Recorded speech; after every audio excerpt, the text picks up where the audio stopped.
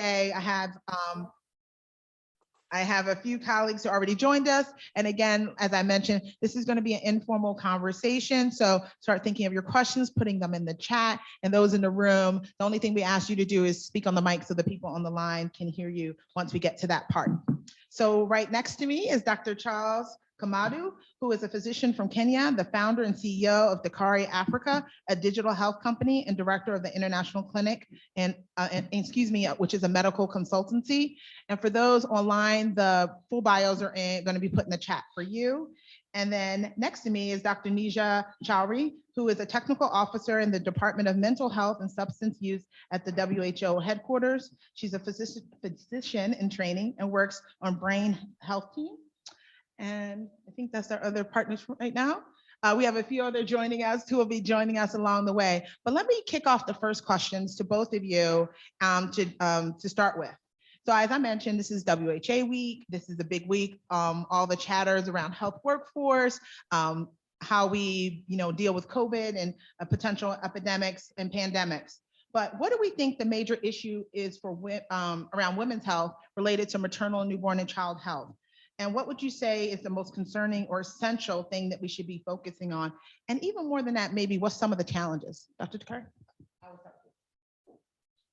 Thank you very much to Ruth and the Pathfinder International for having me and inviting me to this meeting. It's a pleasure to be here with you all. I would say maternal, newborn, and child health are very vital topics for us. And a major cause of maternal and neonatal death is actually non-communicable diseases that are not diagnosed or are mismanaged. We find in Kenya, for example, the prevalence of hypertension is about 20%, which means 1 in 5 Kenyan adults. And that means that many of our women are affected by this. Excuse me. And what we find is that many of our women are developing hypertension at younger and younger ages, even at the ages of childbearing age. In fact, even in their early 20s. So uncontrolled hypertension, as you know, causes preeclampsia and full-blown eclampsia, which can lead, of course, to even kidney failure, which puts the life of the mother and that of the unborn child in danger. And these are some of the most important causes, together with diabetes, undiagnosed or poorly managed diabetes, which causes something called the big baby syndrome. And that, of course, can lead to fetal distress and eventually fetal death and also maternal death if not properly managed. And so it's imperative really to remember the non-communicable diseases. Even as we try and battle what we call the infectious diseases, it's important to remember what we call the NCDs. These are really critical. And let's remember that healthcare is actually essentially about access to doctors and access to medicines. And that's a reason why at Dakari Africa, which is a telemedicine platform, we have actually focused on equitable access to doctors, to specialists, and we ensure also delivery of medicines to women and mothers across the country. So we use actually video consultation in both urban and rural areas, and we have achieved actually improved blood pressure control, including in rural areas. So I would say, to your question, I think NCDs really should be brought to the forefront. And we saw this very clearly in the recent months, especially with COVID. Thanks so much. Dr. Chaudhry, over to you. What's big? What should we be talking about and thinking about? Let me start by saying that there's no health without mental health. I'm sorry, this is not a debate. But just to say that I think the pandemic has also raised the importance and highlighted mental health as a specific consideration for women, for families. Mental health, as we all know, is one of the most neglected public health issues. Despite the high incidence of mental health conditions, the high burden that it causes, 13% of the world's population is affected by a mental health condition. Still, in low and middle income countries, less than 75% of people who have mental health conditions, which will actually get treatment for it. We have a great opportunity post-pandemic because now people are working together. They've realized the importance of mental health. I think this is something that we need to build upon. We know that mental health conditions in women, in mothers, can affect the newborn. So it not only affects the health of the mother, it not only affects morbidity as well as mortality. We know that suicide risks are higher in women who have depression in the perinatal period. About a fifth of women, 1 in 5 women will have depression in the perinatal period. And in fact, 20% of these women will be at risk of suicide. So apart from the risk to mothers, we also need to focus on the risks that this can have in the next generation. We know that about 1 in 5 children who are born to mothers with depression will in fact have low birth weight or will be stunted. This tells us the importance of addressing maternal depression, anxiety, and other mental health conditions in the perinatal period. There are ways that we can do it, and I'm sure in the rest of the meeting we'll have time to discuss this. Thank you. Absolutely. You can hold on to that one. We've been joined by Dr. Tadasi. Is that pronounced right? Okay, perfect. And she is a part of the Ethiopian delegation. She's the director of maternal child health and youth adolescent nutrition. And you came in right here on the point of like, what should we be focusing on? And I think it was a good point of like the positive that came out of all this COVID has been the focus on mental health. But we also know that that ongoing issue is when, particularly when you're not having untreated NCDs, what that leads to more difficulty in childbirth, which leads to more stress for a mother, which leads to more mental health issues. So it's like this vicious cycle. So over to you a little bit of like, what's on your agenda? What should we be talking about? Thank you very much indeed. Thank you for the great chance. I think I will be echoing on more on the mother at the center of the service, because there is still unfinished agenda in terms of ending the preventable maternal mortality, neonatal mortality, child mortality. In fact, the very gray zone, which used to be previously the adolescent health. For me, this is the second window of opportunity to tackle most of the problems that we are really facing to, end or combat the preventable maternal mortality and neonatal mortality. So I would like to still focus more on where are we now in terms of the SDG targets. When we see Africa as a continent and including Ethiopia, perhaps there is a lot to do in the face of COVID and different scenarios happening. So when we look to 2030, there are still many agendas that we have to really be on track to reduce the maternal mortality, neonatal mortality. In fact, working very hard on adolescent health and youth health is, for me, focusing more on maternal health, neonatal health, child health, and adolescent health is very important for me. Without focusing on maternal health, neonatal health, child health, and adolescent health, for me, there is no more health. Because these are the most susceptible, vulnerable population. And if we count in the globe, perhaps there might be 60 to 70% of the global population might be in this big population. So I can say still these are the most focused area. And perhaps we need to really make sure that the mother has to be the center of the service or any health system, because thinking about the maternal health, making the mother in place will bring the child in place and adolescent in place. So this is, I would like to really reflect on that. And specifically, we have to still focus on the most preventable and the most challenging cause of maternal mortality. The two, cause of mortality, high mortality in African continent, specifically, particularly in my country, like taking like 50 to 60% of the case, hemorrhage, postpartum hemorrhage, and pregnancy-associated hypertension, which will be preeclampsia or eclampsia. This has to be really more focused. Perhaps often in time, hemorrhage have been really well pronounced, but it looks like we have to give due attention for both preeclampsia, eclampsia, equivalent with hemorrhage, so that we need to still focus and bring innovation for these two very important killers, which I can say these are preventable. And also the other thing that I would like to mention is neonatal mortality. In my country, we did a lot in reducing the preventable maternal mortality and neonatal mortality, in fact, under 5 mortality. And most of the cases have been really achieved in MDG. but still the challenges we are really facing in terms of neonatal mortality is not reducing as it's expected. So perhaps I'm really afraid and worried this might take us behind, SDG target. We might be a little bit off track, so that we need to really work with innovations. Perhaps the digital technology is very important, because we cannot bring like 100% of mothers giving delivery in the facility. Like for us, it's only 50% of mothers are coming to the facility, but we need to bring innovation, like we are exercising at the draft level, which will too soon finalize and get endorsed, the self-care exercise. Self-care, which is the Ethiopian context. We may not 100% adopt in the global condition, but we have to contextualize, because there are norms, there are do's and not do's in our country. So that based on the Ethiopian context, we'll formulate and bring the self-care might be one of the most important implementing document for us to reach to those mothers, not yet giving them a birth in the facility, reaching to the community through the health extension workers.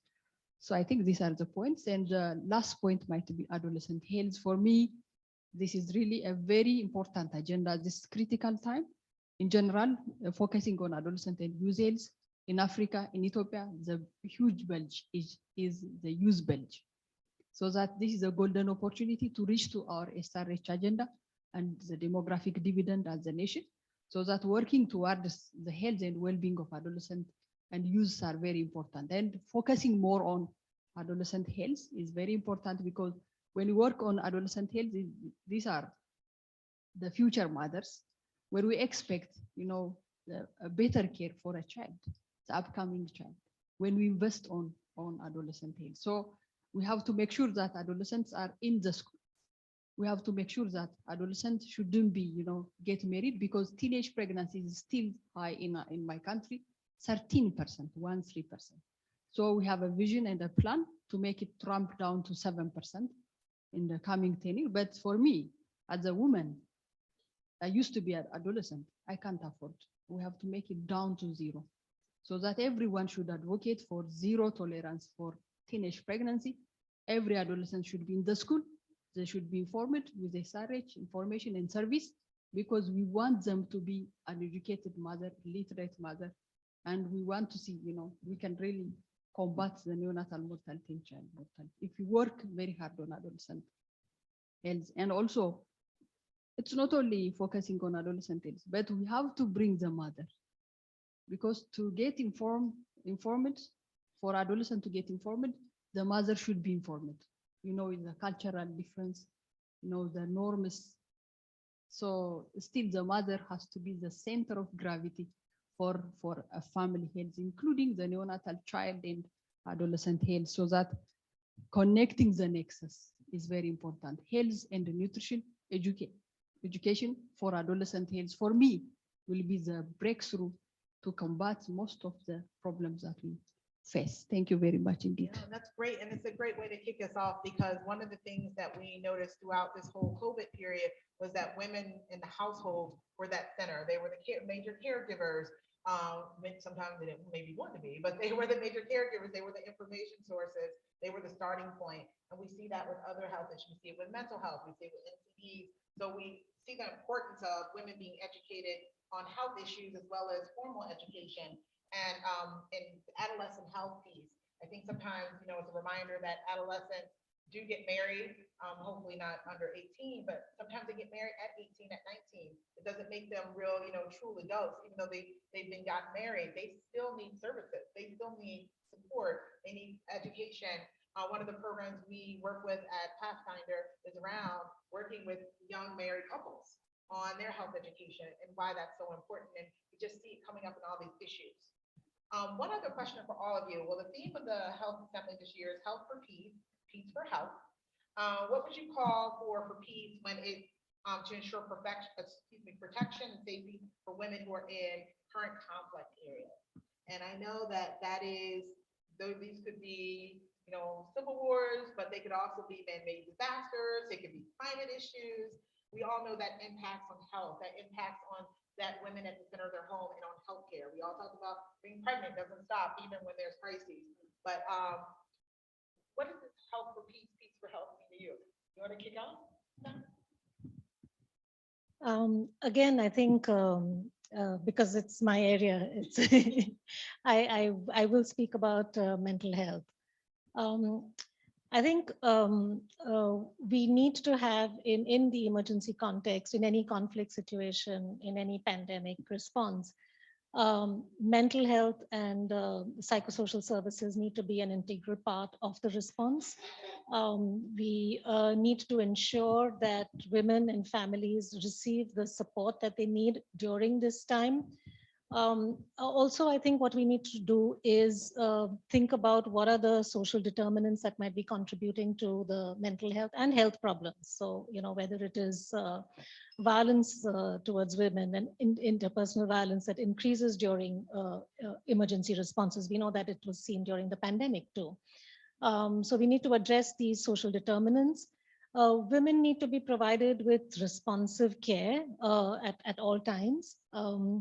And I think these need to continue throughout the emergency response.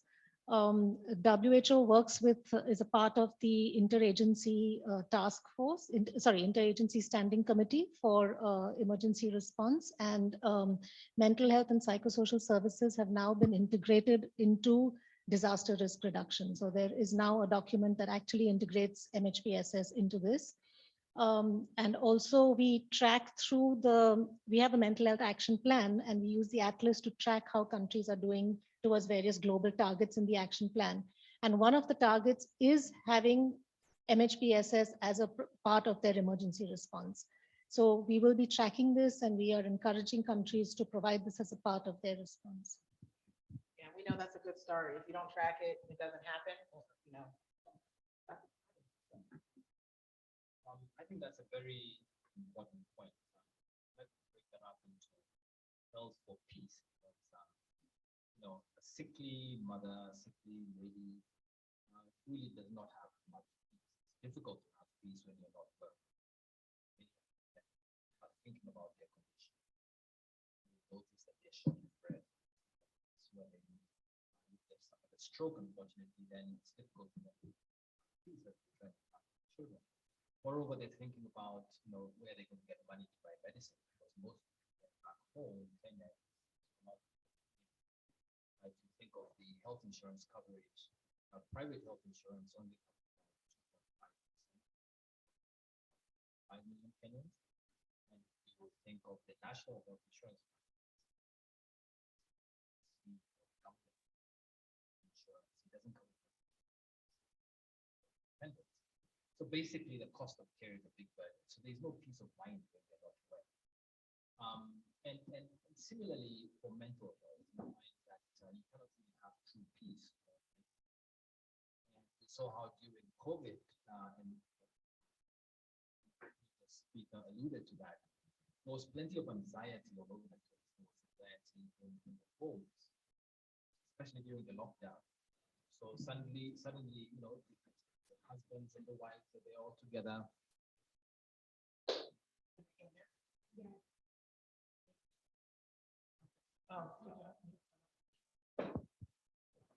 So basically, so mental health for peace, right? So there was a lot of anxiety in people's homes. And that lockdown meant sometimes even violence against women. And I remember 2 days ago, while I was attending the World Heart Summit, where I was invited to speak about some of the work we do, one of the ladies talked about how there is violence sometimes against men, right? So basically, there was a lot of anxiety, a lot of lack of peace when there is no health in the sense of COVID-19. But on top of that, we also saw, at least back in Kenya, a rise in the number of pregnancies among teenagers, because many of the school children are no longer in school, so they were back home. And we saw that was a major problem, big problem, so much so that many of them did not even continue with their education. So this was a major issue, and some of them, even when they had to sit the exams, they had to sit them soon after delivery or just before delivery. And it was a major problem, even for the Minister of Health, to try and get them back to school. So we saw that quite a bit. And on the flip side, the peace for health. So you need a peaceful environment really to be able to set up health systems that work.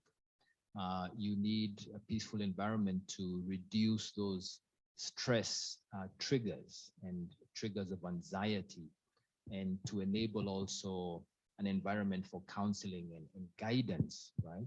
So once again, the aspect of mental health. So we've been, at Daktari Africa, which originally came up to help patients living with non-communicable diseases, we recognized soon after we won one of our awards, which is called a Spring Accelerator Award, Spring was based in the US. And that opened our eyes to the plight of the youth. And we decided to take up the youth as a major focus of ours, and to actually develop online systems for counseling, guidance and counseling in the youth. So we're actually able to pilot that. We've recently been approved by the Ministry of Education. And I believe, to the best of my knowledge, we're the only telemedicine platform that's been approved by the Ministry of Education back home to do that. And so we are now working with partners to be able to provide that counseling. We have the system, and what the business model is what we could, if you talk of it that way, is what is tricky, because we're not going to charge the students. We can't ask them to pay. We can't ask the parents either. We're dealing with public schools, so they can't really pay. So it's got to be a program which starts off and eventually can be supported by the National Health Insurance Fund, because there is that possibility. So we would need to kickstart that, show the impact, and then it can become self-sustaining. So the whole aspect of mentorship for us is very important. Just like my colleague from Ethiopia mentioned or alluded to, the youth that we have in Kenya are a real, or in Africa, are a real wealth, I would say. Statistics predict that by the year 2050, half of the world's youth will be from Africa. And that's why we're very focused on the youth, because we realize they'll be running the show. Yeah, exactly. So that's why the mental health aspect is so important. They need to be stable. They need to be wholesome. They need to be responsible. They need to be the best version of themselves, so that the whole continent can actually grow and lead development of the whole globe. So that's something we need to take stock of and really do everything we can. And so at Daktari Africa, we're trying that, and we want to work with all partners and stakeholders so that that becomes a reality. Great points. Future keeps coming up as a theme. We hear that with young people, future. Dr. Tadasi, some of your thoughts on this, like peace for health, health for peace. What does that mean? Thank you very much indeed. This is also another pretty great area to discuss. And as Ethiopian, we are really working very, very hard and towards peace. As a citizen, and our government is really committed to bring peace for the citizens. This is the first statement that I would like to put. And we have been really trying to protect our citizens from COVID, from local conflict, you know, from drought, even drought, the recent drought we had in the lowland part of Ethiopia, we had like a triple burden, more than other country. So we are trying to make our system resilient, and by an amazing leadership and efficient coordination and efficient use of resources, whatever we have. So for us, peace for health is a fundamental question. I mean, a fundamental phrase. I can say health is a fundamental human right. So we need to make sure that no protection is on board. When we say protection, protecting women, children, newborns, and adolescents, even, you know, boys as well, protecting them from violation and protecting them from lack of health service and information, even protecting them from malnutrition and other related conditions, and protecting them from lack of wash facility, and then you know, vulnerable for any communicable disease. And so these are the most important things that I would like to mention. So one very important thing in here is it's good to, you know, try to look into the health system to make relatively resilient to respond to the, whenever there is any situation is happening. So peace might be really a simple word when we mention, but when you see the reality, it really needs a multi-sectoral collaboration and an amazing planning, coordination, and putting money for protecting citizens is very important. So one thing is advocacy is very important, because without peace, health will not be really happening. So health really demands peace at any point, because health stands for, it is one of the fundamental human rights to protect citizens or people in the world. So it's good to always think about connecting the development and the emergency nexus together. Because when we just working only on the development aspect of health and just forgetting the emergency response, it will not be complete. If you just drive into the emergency situation, forget the development, you are at the time we're just working like putting off the fire. So that it will not be really bring any resilient system, but make the system ready to respond to any humanitarian crisis is very important, because sometimes peace may not be really happening because of different conditions.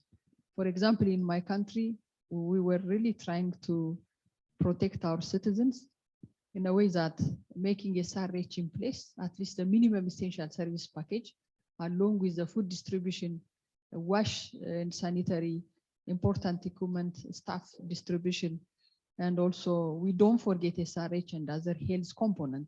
We give due focus like blanket distribution of food and screening of malnutrition and the like. So I can say, and also in addition, multi-sectoral collaboration, psychosocial care. I do share, my colleagues are really raising mental health.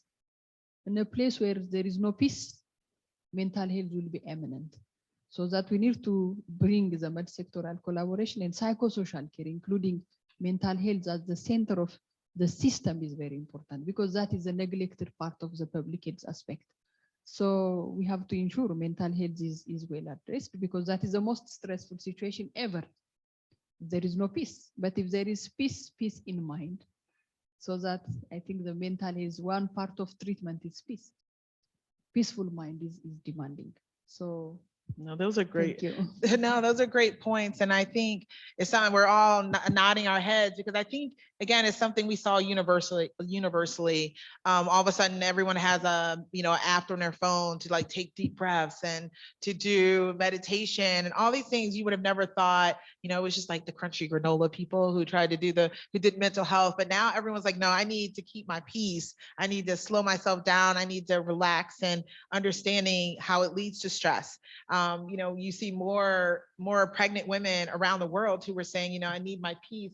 I need to do yoga or do these things to kind of bring these things down. And you're seeing the emphasis in low and middle income countries more on that this is not an add-on or something just for people who live in the global north. This is for everyone, for mental health and for all of this like peace that we're talking about. It really is part of all of these things. One of the things that, I hear a theme around, other than adolescence, is essentially services that reside on our primary healthcare model. The reality is that primary healthcare is the center of all of this, and the fit for service for the future has to include all of this.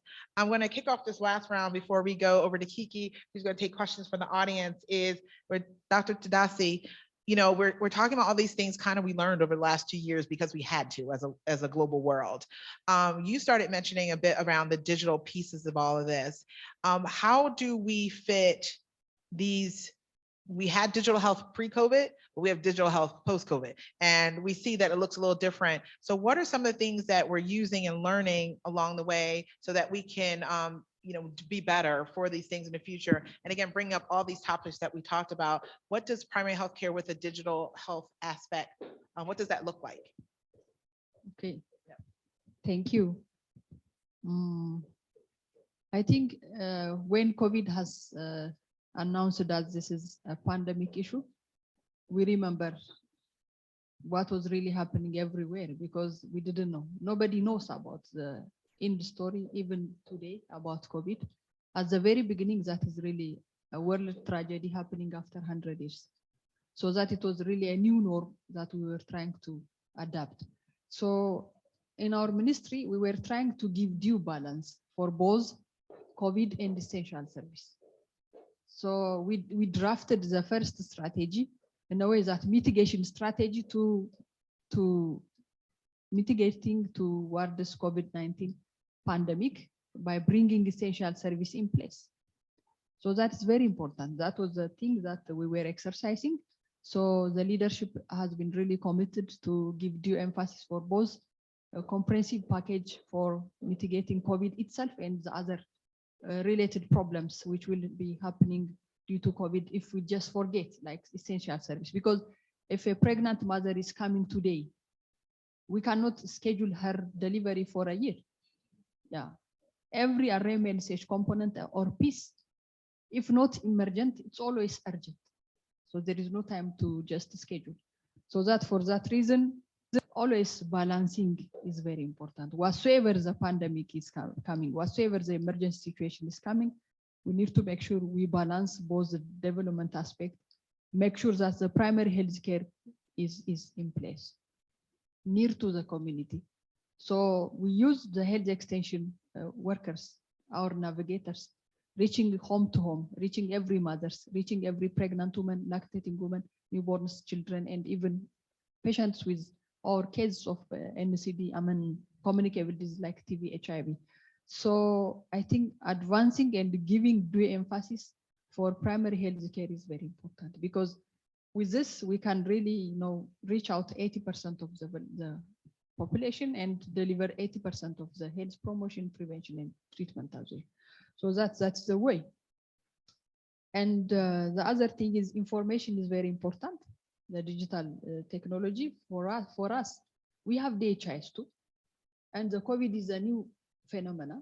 So that's how we can really bring whether the mother is visiting the facility or not.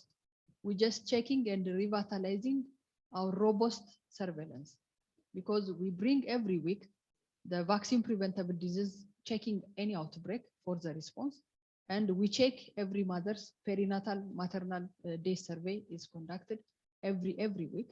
And also the severe acute malnutrition cases, whether they are getting the treatment or not, so that we check the FEM data, the public health emergency data, on weekly basis versus every month we see the trend of the DHIS. And we learned that the first case of the COVID in Ethiopia has been announced in the month of March, the first week of March 2020. So that in the month of March and April, there was a serious declining of all the essential services, except the delivery. We did the trend analysis. So we checked our system and we tried to really balance the communication, because the state media, everyone was saying about shocking news about, COVID. We remember what was happening in Italy. So the most important thing here is balancing communication. Communication is very important, and data using informed decision is very important. Whatsoever the information, the data we have to make sure that we utilize the data in real-time manner for our response. So that is the thing that we have. The other thing is the digital technology is we have mobile apps. For example, for adolescent and youth health, we have the Yeni tab. Yeni tab is in Amharic with 6 languages. You can go check it in Play Store.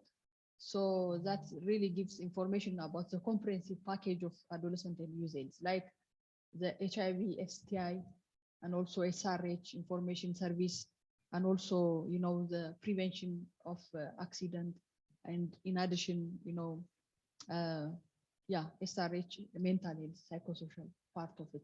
So we are trying to bring innovations and the mobile application during this COVID era. So this will definitely inform the health system.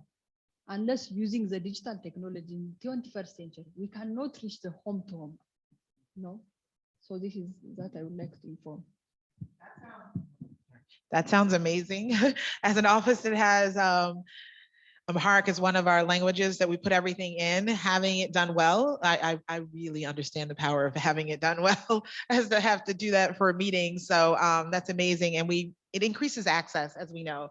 That can I just say that's an underlying point of all this work is increasing access and quality, goes without saying for everything we're doing.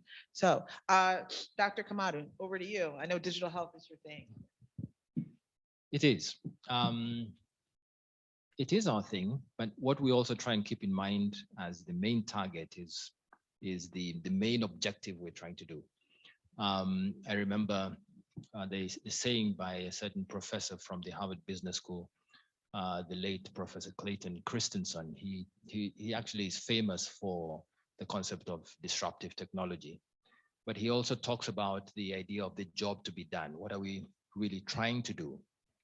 So even in healthcare, I like to ask myself that question. What are we actually trying to do here? And we got that opportunity during COVID. Why? Because during COVID, there was a whole disruption of the healthcare system. Our underbelly was exposed and all the weaknesses came up. And patients basically stopped going to clinics. And the truth be told, many doctors stopped seeing patients, both in this public sector and private sector. Remember in Kenya, there was a period of 2 weeks when you could not find a doctor in any clinic. So there was a lot of fear, a lot of anxiety, even among the healthcare workers. And really the emphasis was like, we need to be back there. We need to be there for our patients. We need to be available for them. So that was the opportunity for telemedicine, because telemedicine allowed doctors to be available to their patients while keeping safe, and while keeping the patient safe also from other patients who might expose them to other conditions. And so whereas we had begun telemedicine way back actually in 2008 with various pilots and proving this, proving that, we saw a spike around 2019, 2020. And whereas before we had been approaching insurance companies to take up telemedicine and hospitals as well to kind of develop an outpatient model that is based on telemedicine. Many of them hadn't seen that.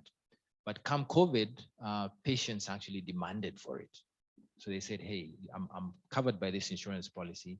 Can I not be seen using telemedicine? So it was a kind of a bottom-up approach, which was very good. And sure enough, many organizations actually came back to us, and we saw even a spike in the number of telemedicine providers.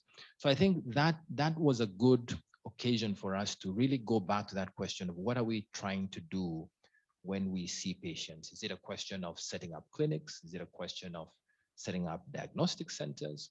And for me, the answer was we want to help every patient to be able to see a doctor when they need to.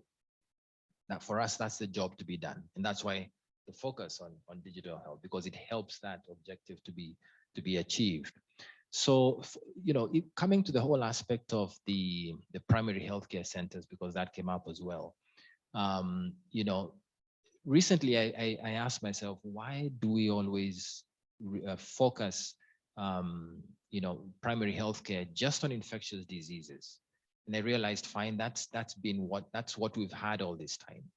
Basically, it's been infectious diseases, etc. So the healthcare system is kind of designed for that. But truth be told, NCDs are now way up. So, 80% of deaths are due to hypertension and cardiovascular disease.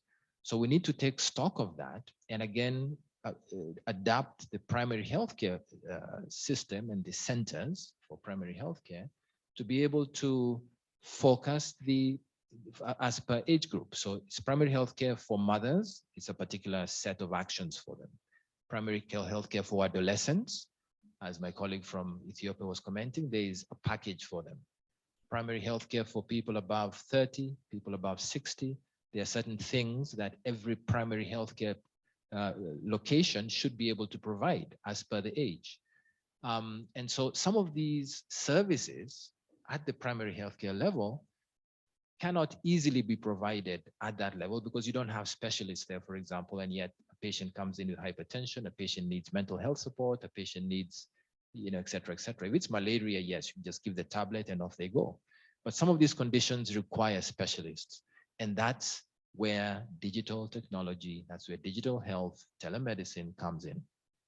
Because by using technology, you're able to bring that specialist right there to that level 2 or level 3 facility. And that's what we did in 2019. That's what we started off in 2019. So thanks to the big pharma, we were able to show that that actually worked. So we based ourselves in a level 2 facility in rural Kenya. And we got a cohort of patients whom we followed all through the year. And we compared the results and the blood pressures to a similar cohort that we also followed through. But the second cohort, what we call the control group, was followed up in the usual way by the clinical health officers. And we compared the results at the end. We got the University of Nairobi to compare the results for us. And we saw that the blood pressure control, the systolic blood pressure, was statistically significantly better in the group that we followed up. And that's what we published in the European Heart Journal in 2020. And that was actually cited in the Lancet in October 2021. So we know without a doubt that telemedicine actually works. It's acceptable by the people on the ground. We were able also, as I mentioned earlier, to deliver medicines to them, guideline recommended medication. We're able to deliver and train the people on the ground so that their skill levels were also upped. And that's why we're very convinced that that model works. It's a question now of implementing it and scaling it up. So I think the crisis was good for us. We learned a lot, and it's a question now of implementing what we know. You want to get in on this one? Add in. Thanks. You know, it's a very interesting discussion. And I think what I want to reflect on is two parts of it, the primary healthcare as well as digital technology. When we speak about perinatal mental health, for example, you know, it's very much linked. We don't want to provide perinatal mental health services by mental health specialists. You know, we know that this can be delivered by non-specialists. This can be delivered by people working in maternal and child health services, by people working in early child development services, in primary care services. There are tools to do this. There are training manuals. There are studies that have been done which have shown that this is effective as well as cost effective. For example, we have a manual called the Thinking Healthy Manual, which can be delivered by lay health workers, by lady volunteers in the community to women in their homes. It's a cognitive behavior therapy based treatment for perinatal depression. So I think that's about the importance of primary care, importance of integrated services.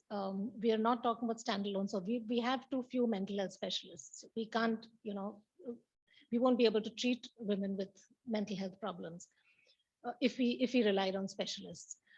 The other point about digital technology, I think, which is really important, is apart from telemedicine, is that it can be used to train these non-specialists. So, for example, we have, you know, e-learning is now something that everybody is doing. We have the MHGAP training manuals, which basically train non-specialists to be able to identify mental health problems, to treat mental health problems. And this MHGAP is now available as an app. So there are algorithms that health workers can actually look at to see how they can deliver these treatments. The MHGAP is now going to be an e-learning course, which is going to be on the WHO Academy, which can then actually be used to scale up training for health workers in primary care, in MCH services, in HIV treatment services, for example. We know about the link between mental health and infectious diseases, HIV and TB. So I think harnessing digital technology for training health workers to provide remote supervision to them, you know, health workers located in areas which are not easily accessible, is another great opportunity to kind of scale up services. That's, I mean, perfect, right on. And we got a couple of comments and questions along the way, and you all have hit on a number of them. One thing that I don't think we talked about quite enough was around how do we scale up specifically services in low and middle income countries? And it was questions around how mental health, now people have more access to it because they can do it through telemedicine. I see that even in the US, which has been amazing. Many pregnant friends are able to talk to someone and not feel so isolated. You talked about the isolation COVID, you know, started out, and when you were pregnant, you were scared to go out and be around other people, or people of young children under 5 who weren't vaccinated.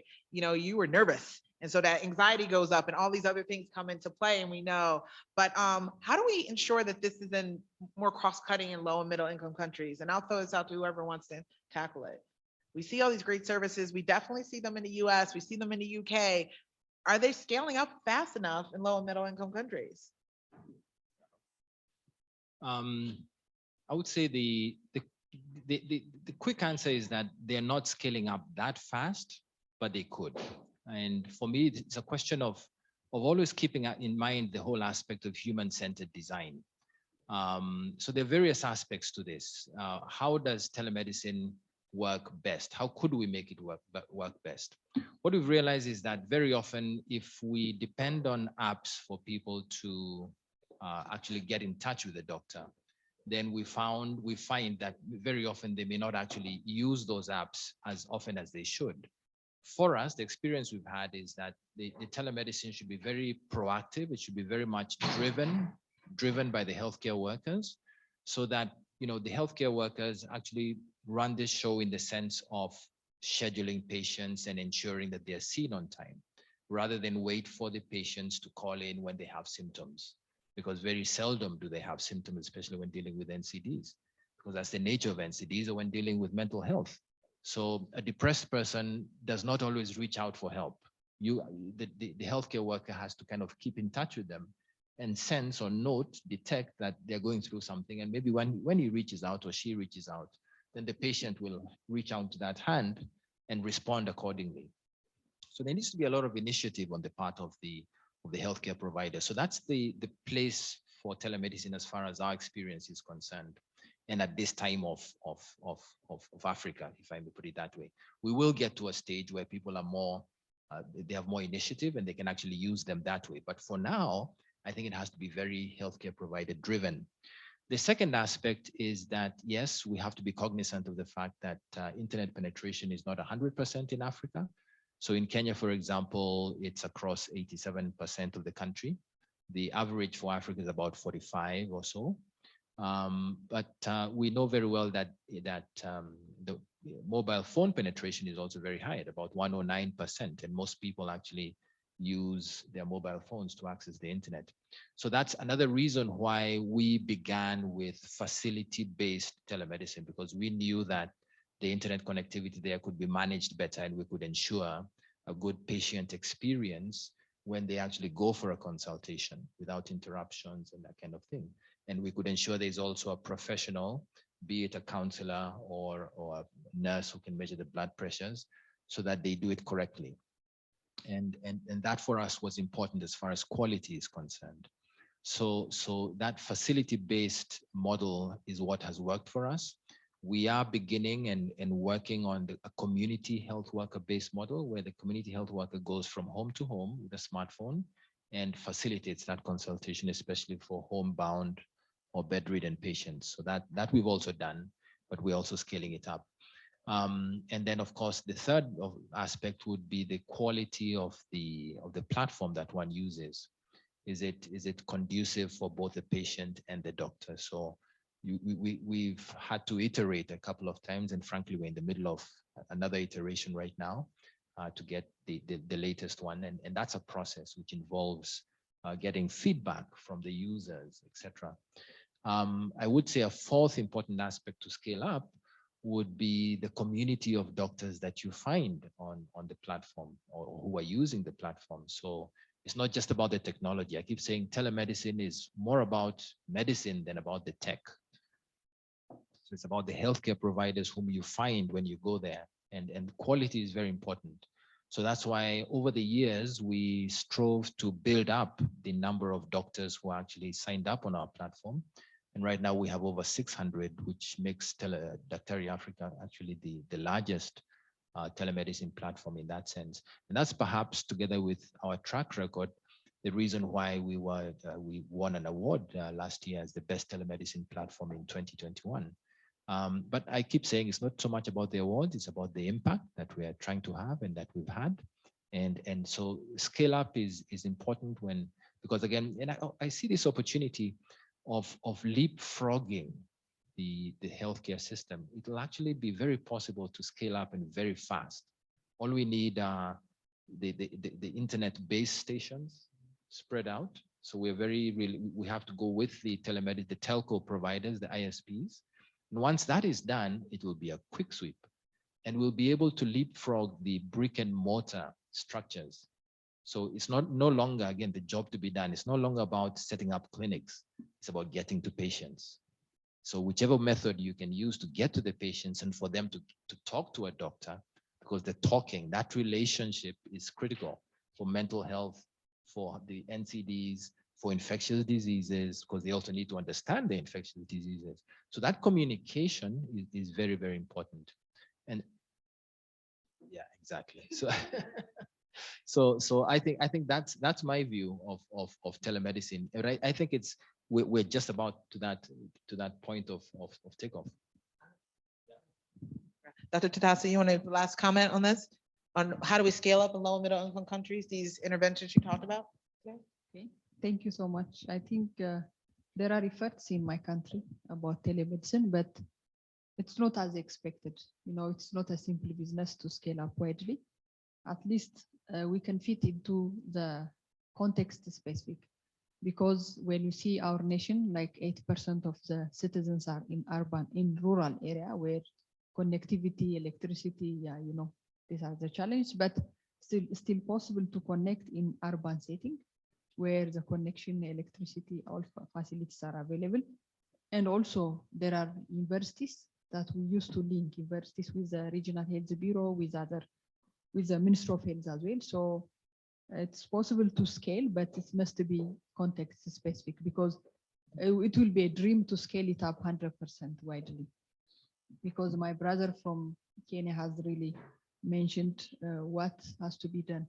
So I would like to still emphasize on, you know, we have to ensure the connectivity is in place and power is in place. And also it definitely needs a huge resource in terms of the capacity of the human resource, and also in terms of the infrastructure, and also financing to the system in a way that we need to ensure when we start something innovation.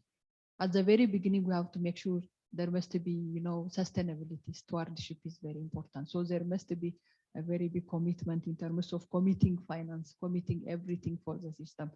So this might be a call to action, you know, for the global community, donors, community partners to support the effort in Africa, in particular to my country as this a part of Africa. So we need more support in this regard, technical support and financial support, because it's not a simple business to scale it up. And the other thing might be, we have to learn from COVID. So we did a lot, even including the Zoom platform. This is pretty new for all of us. So it brings the world together with the connectivity, so that this is how COVID will be in quotation as an opportunity. I cannot say pandemic opportunity because there was a huge crisis, there is a crisis, but we need to learn and adapt very important things like using a Zoom platform. I mean, I can say the virtual platform and other mobile technology, digital world, you know, to inform the health system. So this is the high time for the world to learn from the digital technology. So this is a way how we can join the digital technology to leverage the health system, to leverage the health information, to leverage the health service delivery, to inform the citizens, to make them literate in health and nutrition. Thank you. Thank you. And our final comments, we're going to turn it over to Annie Toro from the What to Expect project. Annie, over to you to close it out.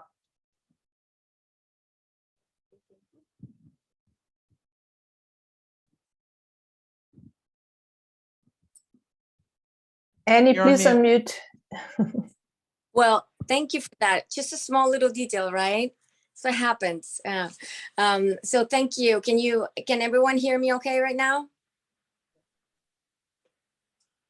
Yes? Yes? People hear me okay? Yes, All we right. hear you.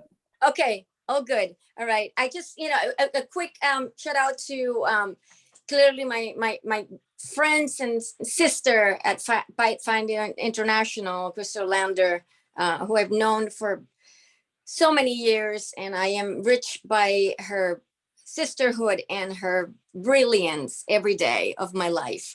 It's a pleasure for us to be able to partner with you all on this. And my apologies that I couldn't be there in person this year. And also our colleagues and friends from Global Health Council for supporting this event.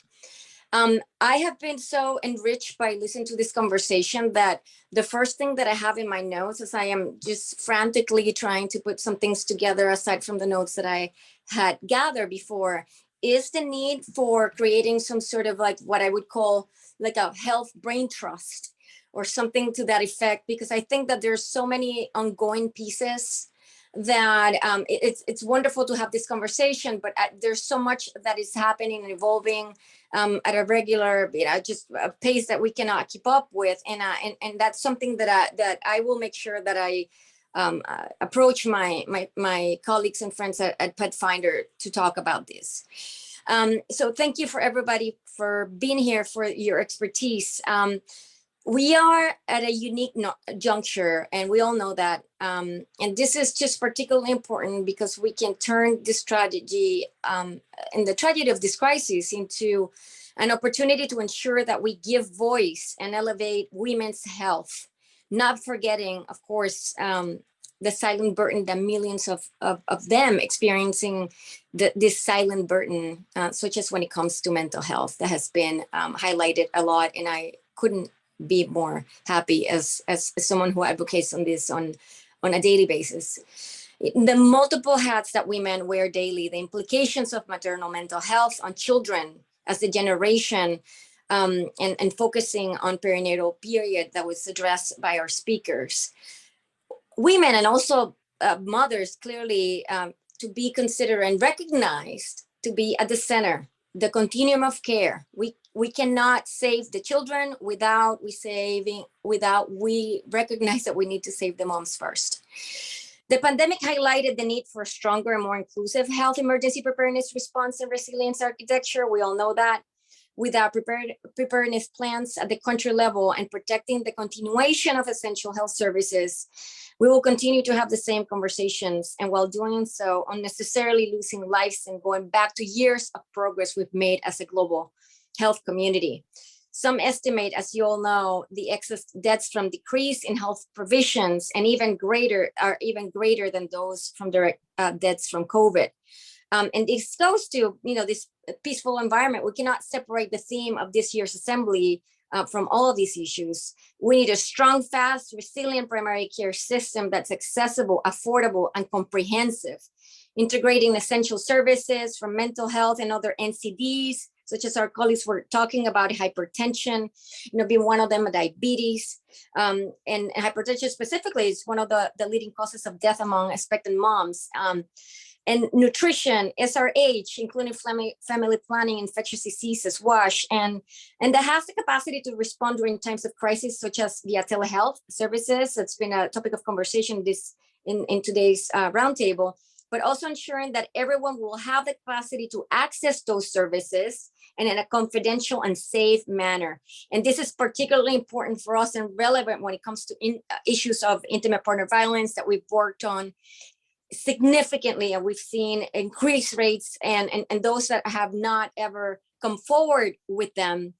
And we need to be responsive in that care at all times, thinking about protracted crises, which came up during the conversation, and also sudden onset emergencies, issues like disaster risk reduction. I was very excited to hear that. And that brings us back to the theme of this year's assembly. As I said before, it's health for peace and peace for health. We cannot have this without having mental health at the center. The deeply rooted macro level racism, discrimination, and stigma, especially when it comes to moms not empowered to speak up, and the implications on their pregnancy and outcomes for them and their babies. We have focused on keeping women alive, and we have not really put our efforts and resources into making sure that women feel alive. Let's help every woman live a life. A woman with a mental health issue is a woman first. There's not a one size fits all. We all know that. We need policies in place that reflect this principle and are realistic and adapted to different living conditions, having a people-centered approach, meeting people where they are, where are the needs at the local level, amplifying the voices from the field, and the participation of communities and community-based organizations that are trusted, have the expertise in the community to help effectively and sustainably. People-centered care refers to care that is respectful and responsive to women and girls' preferences, needs, and values. It also includes aspects like community and dignity. Women and girls focus on youth, which was shared in this conversation. I was so excited to hear that, must be a priority, and they must be represented at all levels of decision-making. Partnerships at all levels, cross-sector partnerships, community engagement, a multi-sectoral and multidisciplinary approach between nations to address gaps in information. Countries need to own up. Otherwise, we won't be able to address the problem in the future. Share health data by developing country-specific disease registries, like some countries have begun to do. Engaging the youth again, addressing their current needs and ensuring their voices are heard. Sectors outside of health to be equally involved with coordination and leadership. Women may be struggling with other issues, like I've been saying, financial issues, getting basic needs, anemia, other different issues, and we cannot forget those. Policy changes that recognize long-term patterns, again, of racism and discrimination. For instance, as the burden of healthcare facilities grew, moms experienced have had terrible experiences giving birth. Some were denied partners, like the need for doulas, or had their baby taken away from them afterwards. Some were neglected or not given information, their complaints not heard or taken seriously. And that stresses the need for about the importance of respect, of not forgetting the issues of disrespect and making sure that we have respectful and responsive maternity care. The importance of a strong, supported, competent, well-trained, and fit for purpose workforce, task shifting and sharing with the ability to repurpose at a time of crisis, who can appropriately deliver essential health services such as nurses, midwives, general practitioners, social workers, and others.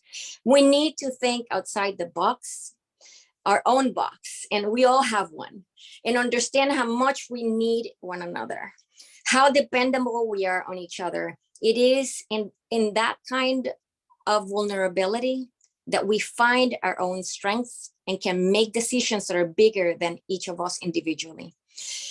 US Supreme Court Justice Sonia Sotomayor says it best with her words, "Remember that no one succeeds alone."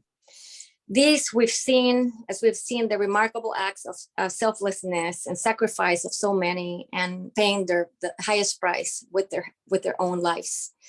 And I'll leave you with this quote that I've mentioned in the past, but it just really resonates with me at all levels, from a past president of the International Federation of Obstetricians and Gynecologists. "Women are not dying of diseases we cannot treat.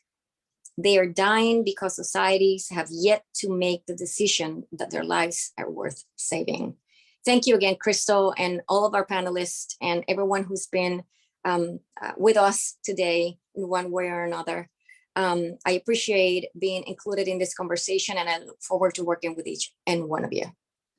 Thank you, Annie. And thank you again for everyone for joining us online and in person. Have a great rest of your WHA week. Thank you.